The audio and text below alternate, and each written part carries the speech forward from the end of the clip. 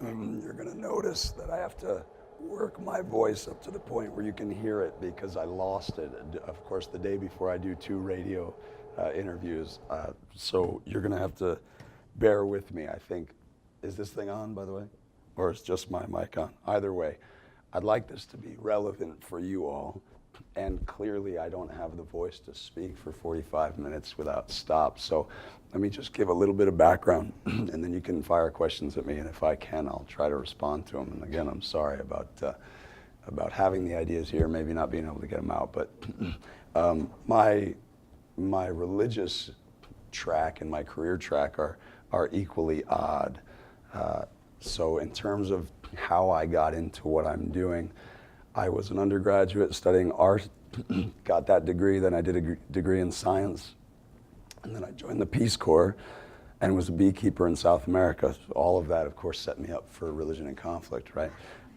Came back to the States and worked in development at Harvard, and while there, the experience in Latin America of what kind of spiritual community is in some of the poorest regions of our hemisphere really kind of triggered in me a reflection about how is it that this stuff functions in human community? How is it that belief functions in human community? At this point, I was a self-professed atheist or agnostic at best, right? While I was in Cambridge after this, working on other issues around development, but also around some conflict stuff and looking at liberation theology in Central America and thinking about some of the things that happened in Guatemala and Salvador in the 80s between the proxy wars between the United States and the Soviet Union, as well as the movement of liberation theology that in some cases became a violent movement. The other side of the coin came to mind, which is how is it that the same kind of spiritual drive can push us into some of the most grotesque behavior that you will see in human communities. So what is it about connection with the divine that can elevate us above our pain and our feelings of vengeance and our resentment and our hatreds? For example, women that I work with in Colombia who are all victims of violence, who are trying to place themselves as reconcilers as they come out of or go into a possible demobilization process with the FARC.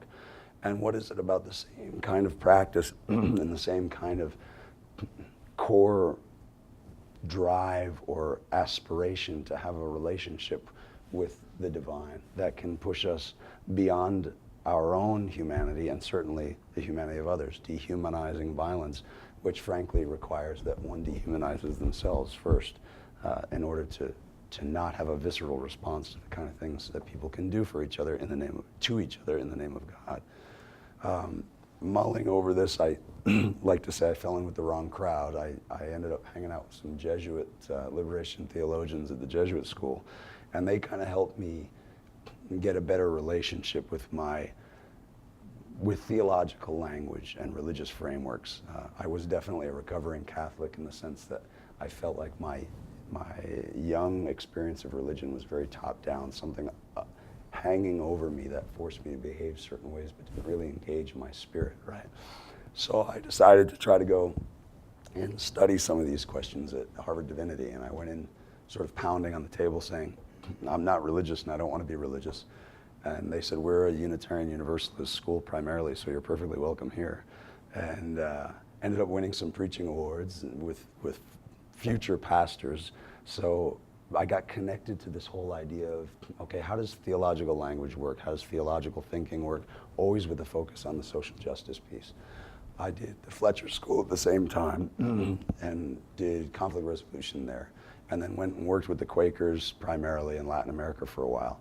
By this point, I had lived in Paraguay. I'd worked in Bolivia on drug issues. I'd worked in Cambodia with Buddhist communities, finding their appropriate role in the post-conflict situation in Cambodia after 40% of the population was killed in 4 years.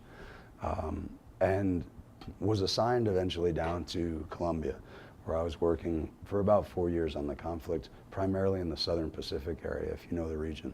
So on the border of Ecuador and Peru, where there's a lot of fumigation of coca, and there's a lot of displacement, tons of paramilitary violence, and then inland presence of both the FARC and the ELN, which are the two big guerrilla groups there. So lots of conflict there, very intense and very complicated conflict dynamics.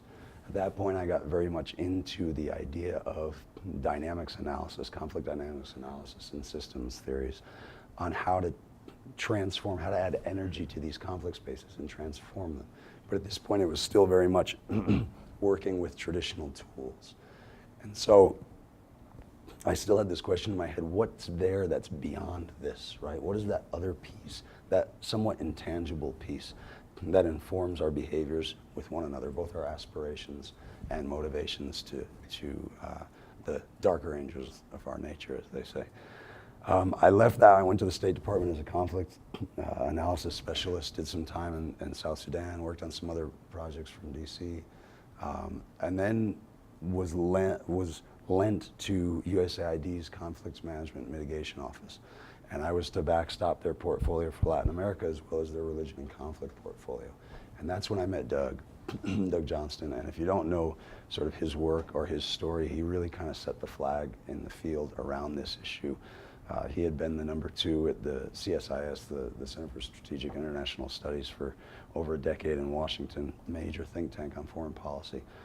Nuclear submarine captain, as you mentioned. He'd worked for Donald Rumsfeld, et cetera, and he had come to the conclusion that we are leaving the spiritual considerations of human relationship in the margins at our peril. And I think the last 15 years have proven him right.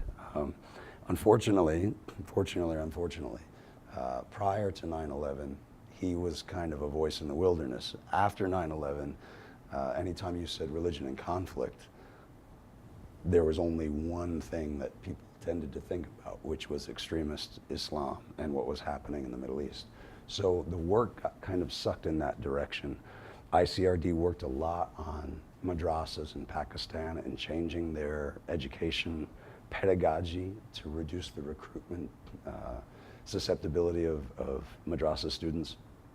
As I came in, I really wanted to open us up a little bit and see if we could test our concept in other spaces. And this is why we're back in Colombia, for example, where religion is not central to the causes of conflict, but it's a very religiously, at least self-described religious community, whether it be Catholicism, New Protestantism, some Mormons, I think there are 3 Quakers, or the indigenous communities.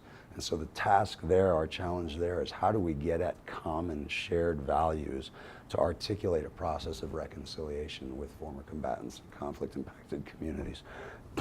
So that's where I am now. That's our trajectory, my trajectory. ICRD is working now in Yemen and Syria, in Saudi and Pakistan still. We're starting an Islamophobia project in the States. We're in Colombia. I think I captured most of what we're doing. But again, that just gives you kind of a panorama of where I come from. So it will make your sort of Q&A interaction relevant. I have some government background, so I can speak a little bit to that, but it's mostly NGO work. And I would rather that you guide me than I guide you, so I will just open it up. Yes, sir. So how would you compare or contrast your work in government agencies as an analyst to work out in the field, actually observing and doing these things? Well, I don't want to speak ill of the government. There's a lot of good people in there doing some good work. I'm sort of at my genetic core an NGO guy, because I want to be tromping around in the villages, talking to people directly, staying there, really connecting with the dynamics at hand. The government tends to try to, well, I think it's by virtue of trying to protect staff that there's really not as much of that as I would have liked to have seen. When I was in South Sudan, I was the second guy on the ground, and I had half of a country the size of Texas. We had no transportation, so I was jumping on World Food Program flights and flying into villages and renting cars and driving out and sleeping with the chiefs under the trees. And when the regional security officer came in, and he had come from the Afghanistan theater, he started locking all this stuff down. He was panicked that we were doing this kind of thing. And it's understandable from his background, but it really kind of puts a crimp on the creativity and the ability to actually learn authentic experience from the ground and have that govern our foreign policy, whether it's from Washington or from the embassies. So for me personally, I didn't feel like I had the freedom and creativity that I would like to have there. I had all the resources in the world. You know, I was begging them for $1,500 for a pickup truck, and they sent me a $1.5 million aircraft. So that's I don't have that kind of flexibility now in the NGO world, but I can go where I need to go and talk to who I want to talk to, and come up with what I think are implementable strategies that will have impact. Now, in the ideal world, those different toolkits will find a way to work together, you know, because there are doors that the U.S. government can open, and there are resources that they do have that we simply don't have in the NGO world. Our work is not, as I was saying today in our earlier meeting, it's not instead of other stuff that's going on. It's a both-and approach. We think that this piece has been left out. We think it's potent. We think it's real. Whether or not there's value associated with it, 85% of the global population considers themselves religious, and probably a good percentage of the 15 remaining consider themselves to have a spiritual process. So if we don't engage with that, there's no way we can make relevant strategies, frankly. And so we try to fill that gap, but we do it hand in hand with other parts of civil society and government and other strategies and methodologies. The work in Colombia, for example, I always have members of the High Commissioner for Reintegration with me when we're doing field engagements. Maybe not when I'm visiting communities, but when we do trainings, when we do anything like that, ACR has people there because I want them to be able to pick up on this if they think it's a valuable tool. We don't have the resources to take it to scale across the country. They do. I don't know if that answers your question, but yeah. Yes, ma'am. How does the ICRU decide which area they're going to use the physicality of? Yeah, it's a good question. We're a conflict resolution organization. We're not a religious organization. We have a lot of very devout religious people that are part of the organization, but we do not adhere to a specific religious doctrine, nor do we try to institute that. We try to work with people at their faith experience, right? So there are two things that are important. One is that there's an ongoing, primarily identity-based conflicts is what we try to work in. That conflict has eluded solution through traditional means, whether it be diplomatic or traditional conflict resolution techniques. And the society has a deep sense of spiritual identity. So with those two things, and they don't necessarily have to be linked, so it's not necessarily where religion is causing conflict that we operate. We have gotten pulled into a lot of that space because that's where the attention is for policymakers. But again, in Colombia is a great example. How can we find that entity, that element of identity, and leverage it for positive transformation of the conflict situation, right? Working at the faith tradition of the person that we're engaging with. Those are the first two criteria. And then we try to decide, first of all, do we have access? Do we have someone that we know? Do we have a way to get in? Do we have someone that we work with in DC that has done work there that can give us entree? The second is, can we do significant good with the resources that we have? So how many people can we affect if we take this on? What'll be the impact if we take it on? We're very impact oriented. And then the third is this relevant to US foreign policy? Now, none of these are absolutes. We try to get as many of those as possible in the equation. The reason for the foreign policy relevancy is because we'd like the USG to recognize the principles that we're operating on and maybe adopt the tools that we're utilizing.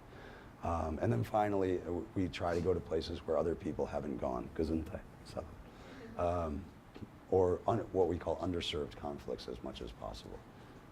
But then there's also the gut check, you know, I mean, just does it feel right?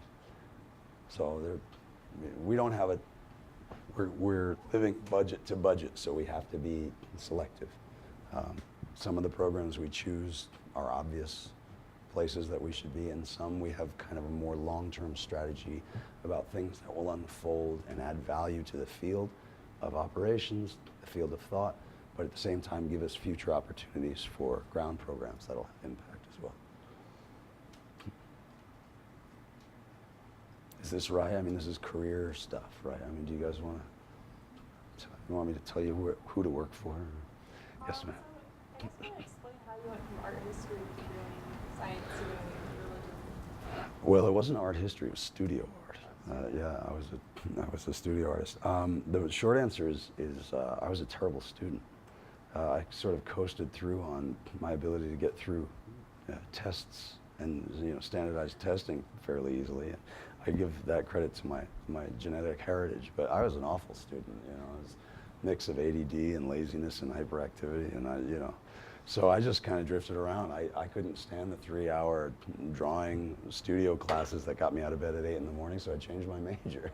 And little by little, I actually learned how to learn and learned how to engage the life of the mind. I mean, my first 2 years were more volleyball and partying, and I shouldn't say this probably, but then they were studying, which is why it took me 6 years to finish.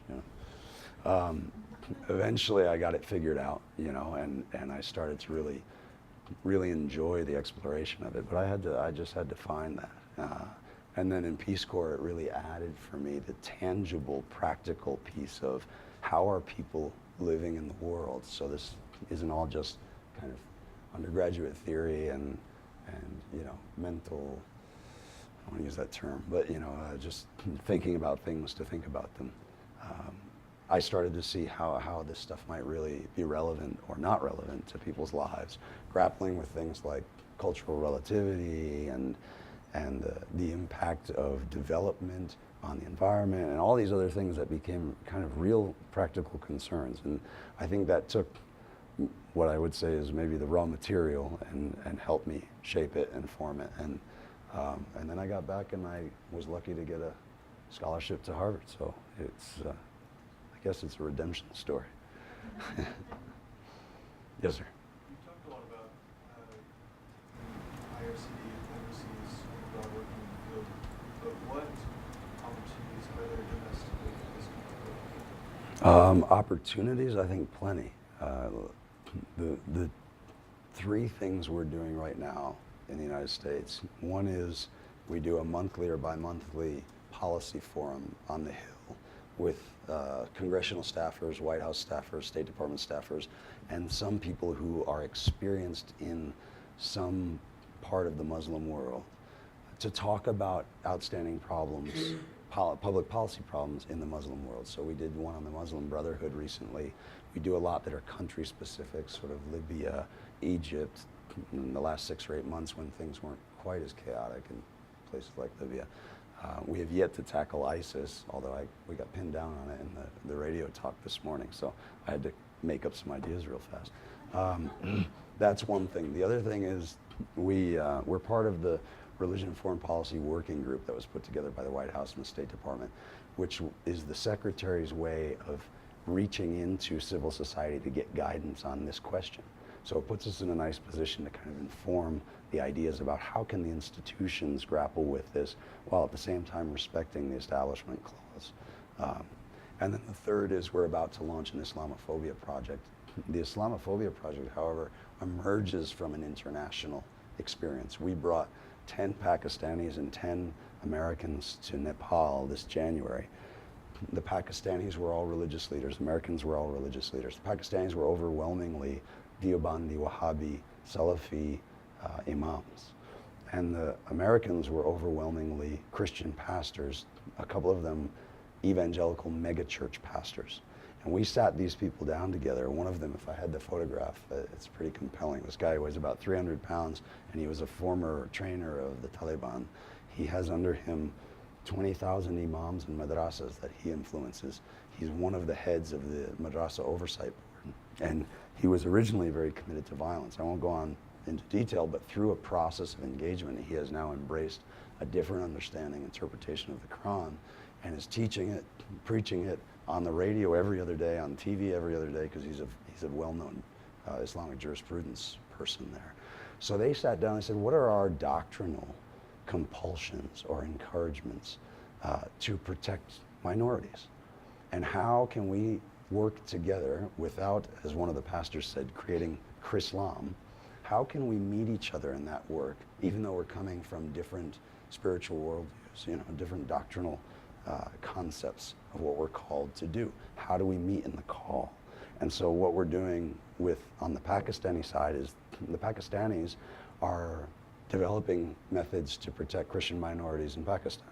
So you've got a 300-pound guy with Russian bomb shrapnel on his back who fought with us in Afghanistan against the Soviets, then turned and became a Taliban commander, who has now changed his perspective and is sitting down with evangelical mega church pastors from the United States talking about how can I protect Christians in Pakistan. And on the US side, we're going to start to work through Christian churches, primarily evangelical men's groups, to address the question of Islamophobia and really try to get folks to understand their neighbors a little better. There's a lot of work to be done here. We tend to focus internationally because that's, there's a lot of work to be done everywhere, and you sort of have to choose where you're going to stand and look for help in the other spheres. But, I could, if you're interested in this kind of thing in the States, I could probably put you in touch with some folks who would be able to give you some guidance. James, do I remember correctly, you did ICRD's work with gangs? US-based gangs? Is there some aspect of that? ICRD hasn't so much, but we did do a film, a DVD called Back from the Brink, How to Counter Violent Extremism. This is Back from the Brink. That's not the subtitle. Back from the Brink is the title. The subtitle has something to do with violent extremism. And there are three vignettes in that, and one of them has to do with gangs in LA. One of them has to do with Lebanon, the post-conflict period, and one of them has to do with extremism in Pakistan. That's really the only engagement we've had with gangs. I personally have worked with gangs in Latin America, but wearing a different hat. All right, good night. No, there's got to be more questions. All right, wow, 3 at once. Let's go in the order I saw them. Soccer jersey, because I'm a soccer player, and then you, sir, and then you in the back, sir. I'm curious how languages have played a role in your professional career. Yeah, good question. I am very fluent in Spanish, which makes it very easy for me to operate in this hemisphere. I asked the Peace Corps to send me to China to be an environmental educator, and they sent me to Paraguay to be a beekeeper. So I didn't get the Chinese that I was hoping to get.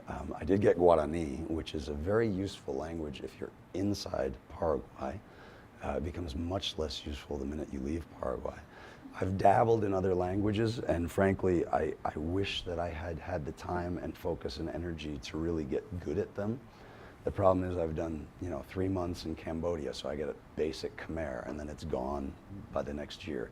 Studied German in undergrad, but then I went to Latin America, and so the Ich habe Angst vor dem Hund is about all I can remember. I'm afraid of the dog, which in German I think is a useful phrase.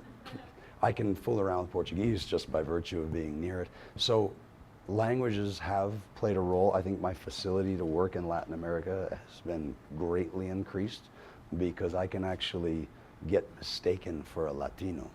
They usually think I'm Argentine because I have Italian heritage. Argentines claim to be Italians somehow that got stuck to South America. They don't frankly believe that they're South Americans.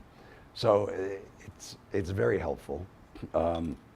Peace Corps and other things helped me really acquire fluency. I shouldn't say Peace Corps because I was in Paraguay and most of the Paraguayans don't speak Spanish. But I hitchhiked through Chile for 3 months after Peace Corps and really had to learn Spanish. I couldn't order food because Paraguay's landlocked, so I didn't know how to say crab.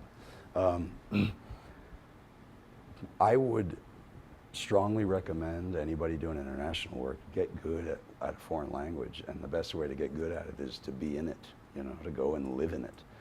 One of the great things about Peace Corps is we're out in the middle of nowhere, and so if you couldn't speak, you couldn't function, much less actually get work done. That was incredibly helpful for my career.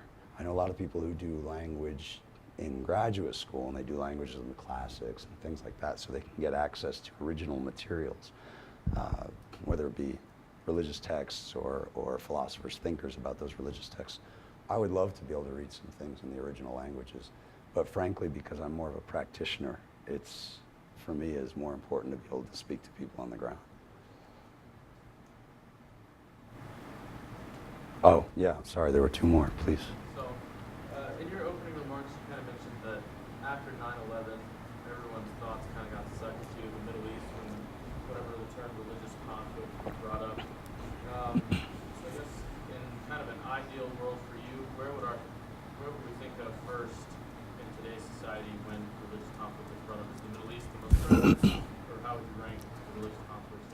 Right. Well, I would change the question because I didn't mean to say, if I did say religious conflict, I meant to say religion and conflict, right? Which is an important nuance, because in terms of religious conflict, you're right. When I start talking to a group, sometimes I'll ask them, I'll say, what do you think of when you hear religion and conflict? And then I ask how many of them thought of the very powerful role that religion can play in helping people through historical grievances, wounds, their feelings of vengeance and hatred, and in helping restore community. And very few people go there. They go right to Islamic extremism, frankly, right now, right? So it's not so much that I want people to think of a different space when they think of religious conflict. What I would really encourage is that when we think of religion and conflict, we stop forgetting about the vast majority of religious people who are not inclined to murder for God, right? And start thinking about, well, how do we get them empowered? How do we get them to a position where they can be heard and work together and marginalize the folks who do feel that their divine guidance is to kill people? That's a huge blind spot, and it's a natural blind spot, especially if you're in institutions that are more reactive than proactive. And we see things like ISIS happening. We say, well, what's the plan? It's not a 20-year strategy of engaging, small town leaders and sort of a philosophical dialogue. Right now, it's tactical, as we were saying. You've got to stop these guys from marching up that hill and killing the Azeris. So it's a drone response. But there's that piece that could be such a potent tool, and I have seen it be such a potent tool. And the advocacy that we do is really, how do we make that function in a positive way in the world? Not changing the folks' beliefs, but finding the folks who already believe in this and empowering them. Yes, sir.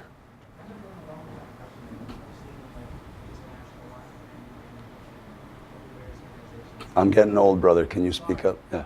Yeah, kind of to go along with that question, and understanding there is a distinct difference between conflict and religion, being able to make that shift where religion becomes a positive force in the community, like the religious stuff today.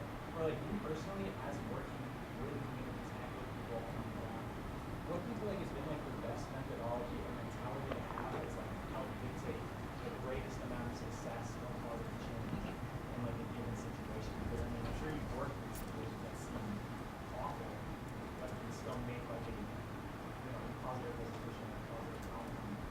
What's been what causes that? Yeah. Excuse me. Well, the first thing is to do a very dispassionate conflict analysis, right? Even though you disagree maybe with ideologies, explore what exists, what the relationships between those things are, institutions, civil society, religion, whatever, ethnicity, etc. And then look at which elements of those relationships are supporting conditions for instability and which ones are supporting conditions for stability. I say conditions because I don't believe in causality. You'll hear people say poverty causes conflict. That's not true. A lot of poor people are not hurting anybody. But it significantly increases the conditions for conflict if it's abject poverty, it's exclusive poverty, there's no support from the state, etc. Right? So describe what's happening, and then describe where you want to get. And in talking about where you want to get, you'll get more clear on how to engage this particular factor. So for example, we're looking right now at the spread of jihadi Salafism around, we're going to try to look at 12 countries, we're starting a pilot in one, and asking the question, how does this extreme and pro-violence ideology go into conflict spaces? Does it precede it? Does it follow it? Does it look for instability? What happens when it gets there? How does it meet the local practice, the indigenous practice of Islam? What's the result? What are civil society mechanisms for mitigating violence? What are government mechanisms? But ICRD in particular is looking for another little kernel that I think a lot of other organizations probably wouldn't think of, which is, how do we engage the Salafists, the folks who have an ideology that frankly most of it I disagree with, but they interpret it in a non-violent fashion. Their sense of the dawah is to convince, not to kill, right? How do we get them to become a transformative tool for the people right next to them who have the same ideology, but are being called by their understanding of it to commit acts of violence? How do we create a mitigating factor within the ideology itself? Doesn't mean that we've accepted all tenets of the ideology. It'd be great eventually to talk about women's rights with these guys, but it's not going to, the conversation won't start like that. But if we can leverage their authority, legitimacy, and experience of the same dynamics, so we can learn what are the concerns, what are the actual fears and drivers of conflict, because you'll find oftentimes it's not really religious ideology. That might be the excuse and the narrative they go to, but there are other things. You know, there are things like, I don't have a future, I can't get an education, I can't feed my kids. These people are taking our land. I don't have any access to government services. You know, I'm being consistently thrown in jail and interrogated, but these other folks aren't, et cetera, right? So the engagement with different aspects of faith, belief, or even just religious actors or religious institutions is going to be contextual, right? So I would do something very, very different with a madrasa teacher than I would do with a jihadi Salafist who just arrived in Mali. And I would do something very, very different with a former FARC commander who is going through prison right now. And I would do something really different with a paramilitary in Colombia who has gone through a reintegration process, has given restitution, sought forgiveness, and is now doing counter-recruitment work, right? They all have different things to offer in the conflict dynamic, but if I don't understand the dynamic, and I don't understand what we call in the strategy world the theory of change, right? Where do I want to get, and what do I think will get me there? If I can't articulate that, and at the same time, and this is a word I cannot underline enough, be humble in the face of where I'm going, which is to say, know that I might be wrong. So therefore be adaptable and be attentive, and not come with a fixed solution to put on top of somebody else's problem, because it doesn't work that way. If I can do all of that, then I can actually at least have a pathway that I can start to follow. And as I follow it, I measure it. I say, does this have the impact I want it to have? If I train 12 of these people, then my output is 12 trained people. But the outcome I'm after is a reduction in violence. So how do I measure it? How do I make sure my input was the variable that reduced violence, et cetera, right? So there isn't at all a one-size-fits-all approach. But the things that I would definitely say is know your theory. Know what it is you think is happening, know why, and know what you think you can change and how, and then be humble as you go into it and realize you might be completely wrong. But if you go in with the idea that you are trying to get to transformation, then you will probably adapt effectively. Each person is going to require a different way to engage with them. Mostly you will probably use people that are close to those spaces. I'm not going to go and work with madrasa leaders myself. Again, you know, Boston, Irish Italian, ex-Catholic Quaker probably won't be well received in a Deobandi madrasa telling them they should probably teach the Quran a little differently. But we have partners who have gained access to those spaces, right? So it's an art. I mean, it really is. The do no harm principle is an important thing to keep in mind. Yes, and yes. Interrupt you really quickly. There's an idea that's latent here that you may not realize, and it has to do with time. It's something never ever gets talked about in Washington, D.C., in a policy context, or for that matter, in a private business context. What James is talking about is stuff that will not happen. It will not sync with the next budget cycle. It will not be linked to the next midterm elections. Okay? And without realizing it, perhaps, we get drawn into the expectation that nothing is real, or things are not really real, if they can't happen in a definable time frame. Okay? So here's an example. As ISIS was gaining momentum in Iraq a few weeks ago, a group in Algeria took a couple of Europeans and killed them, and then announced to the world they had done so and that they were allegiant to ISIS. every single news organization on the face of the planet, including the BBC, took that bit of information and splashed it across the world. And my suspicion was that that group of people in Algeria probably had fewer adherents than this side of the room. But what they wanted, they got, because we live in an internet world. Okay? The world that we create by our hunger for information fast, creates a dynamic where bad people can do stuff, and where we feel the need to have a quick and rapid and linear response. Mr. President, you have a strategy. No, I don't. Boy, isn't he dumb? Answer is no, not necessarily. If you're thinking short-term linear strategies, my experience after about 30 years in Washington is you're thinking a military solution. And you've boxed yourself into a corner that is not a solution. A military approach contains a problem, does not solve it. So there's linear thinking, there is non-linear thinking. There are time frames that you don't realize you're getting sucked into. You have the idea in your head that your career is going to be defined by success built around traditional short-term time frames, whether it's policy, an NGO, most NGOs, frankly, are driven by budget, or a company. So just settle in your own mind. Sorry, this is career advice, you didn't ask for it. Settle in your own mind how addicted you're going to be to tangible results in a short time frame, or whether you could envision yourself spending 20 years of your life working somewhere outside the limelight for something that has the prospect of a longer, more permanent change. And just, I'll add in a gratuitous thought, that if we're conscious as individuals, and even more broadly society, if we're consciously committed to not making long-term solutions, where are we? What is our ultimate contribution?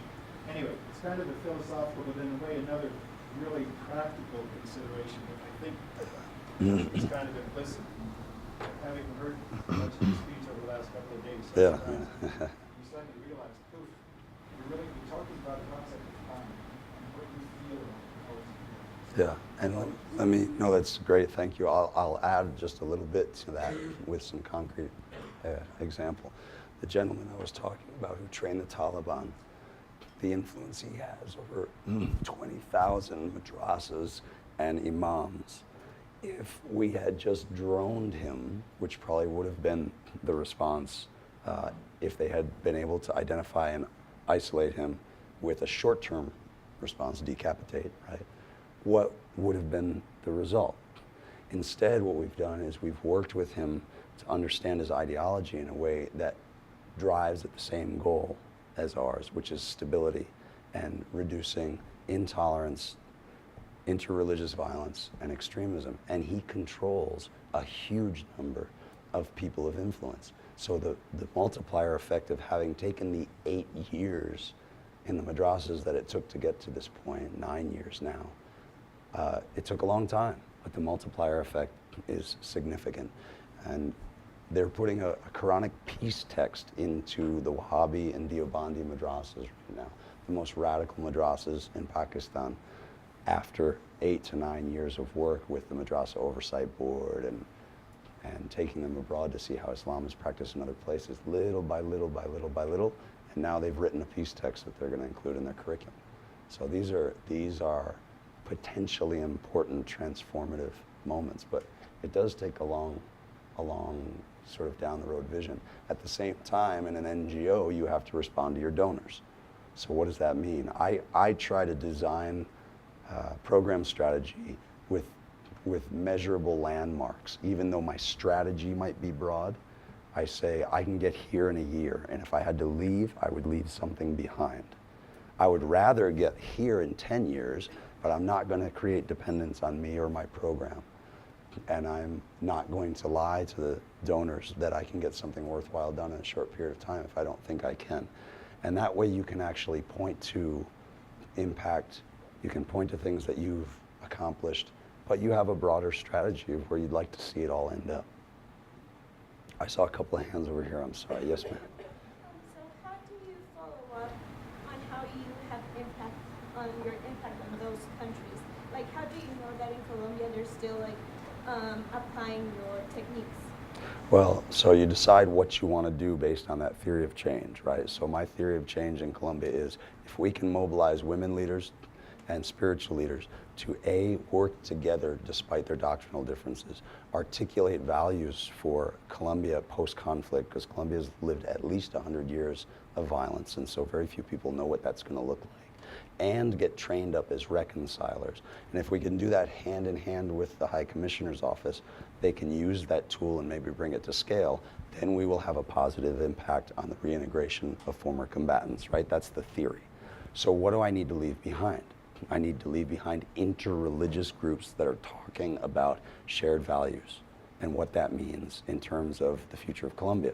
Need to leave behind tangible, relevant, and locally driven methodologies for reconciliation that take in the reality of conflict-impacted communities and former combatants. There's more detail to that, but that's one thing we can leave behind. And I need to leave behind trained reconcilers, primarily faith-based women right now. And I need to leave behind an accompaniment by the government with this civil society process. So I can measure a lot of that. How many women did I train? How many tables of interreligious dialogue have we created? So outputs are fairly easy to measure in that sense. Now the second question is, what has been the impact? What is the outcome of that in terms of the conflict dynamics? In ours, we've limited ourselves to 3 pilot areas. So we want to demonstrate reconciliation processes that take place in the pilot area and show a transformation of mentality, getting rid of the social rejection of former combatants, having people actually do collaborative work on things that are mutually beneficial, like income projects, right? So we go into those 3 pilots, and we set a baseline. What does it look like now? What do people think now? What do we hope they'll think later? And we put this in before you start your program. Don't wait till you're done and then turn around and say, everybody's smiling, we must have we've done a good job, right? Which it sounds tongue-in-cheek, but a lot of NGOs do that. How do you know you had an impact? Look, they're smiling. Yes, you just handed them $20 bills. Of course they're smiling. Talk it out before you get into the program. Outline the strategy. Think strategically. There's a lot of good stuff out there about systems analysis, conflict analysis, designing impact indicators. People think, oh, it's piecework. We can't tell if we made peace or not. That's not true. Talk about what you think peace looks like, and then talk about how you think you can get there and how you can tell you're getting there. And then that's the argument you make. I mean, frankly, this is all just a theory. I tell donors, or I tell people on the ground, I think this is going to be worthwhile, and I explain to them why. And I try to convince them. If they're convinced, they give me money or they work with me. And then we get to the end and we say, was I right or wrong? If I'm wrong, how do we change it? So none of this is fixed. You're guessing, but you're guessing based on experience, based on being attentive, being humble, listening. John Paul Lederach says, if you're looking for the spider webs that connect humans, the relationships that weave us all together, you have to tread very lightly and very carefully so you don't trample. And it's a good principle to keep in mind. Now, sir, you had a... All right, I'm glad I answered. I said something to offend people.